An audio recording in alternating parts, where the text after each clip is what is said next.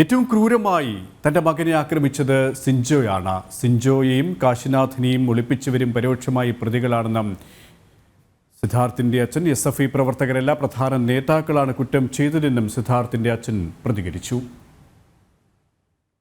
ഏറ്റവും ബ്രൂട്ടലായിട്ട് എൻ്റെ മകനെ ആക്രമിച്ചത് സിൻജോയ. അത് എല്ലാവർക്കും അറിയാം. അവിടെ അവൻ്റെ നല്ല കുറച്ച് ഫ്രണ്ട്സുകൾ എന്നോട് പറഞ്ഞതാണ്.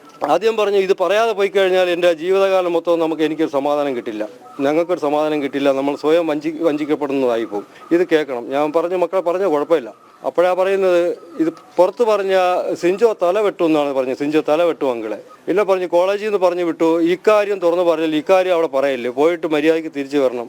ഇക്കാര്യം പറഞ്ഞു കഴിഞ്ഞാൽ കോളേജിൽ നിന്ന് പുറത്താക്കും. സിൻജോയും ഫ്രണ്ട്സും അക്ഷയ് റഹാനും ഡാനിഷും കൂടെ സിദ്ധാർത്ഥനെ ഹോസ്റ്റൽ മുറിയിലിട്ട് തീർത്ത് തൂക്കിയതാണ്.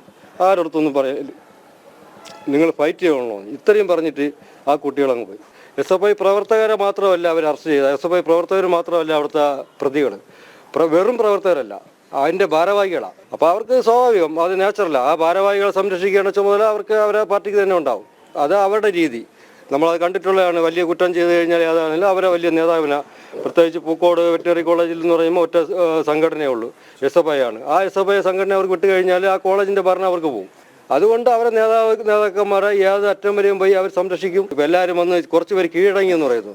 കീഴടങ്ങി എന്ന് പറയുമ്പം തന്നെ അതിലൊരു ചെറിയ ദുരൂഹതയുണ്ട്. അവർ പാർട്ടിക്കാർ പറയും, ചെന്ന് കീഴടങ്ങിയോ, ഞാൻ രക്ഷപ്പെടുത്തിക്കോളാം. സ്വാഭാവികം.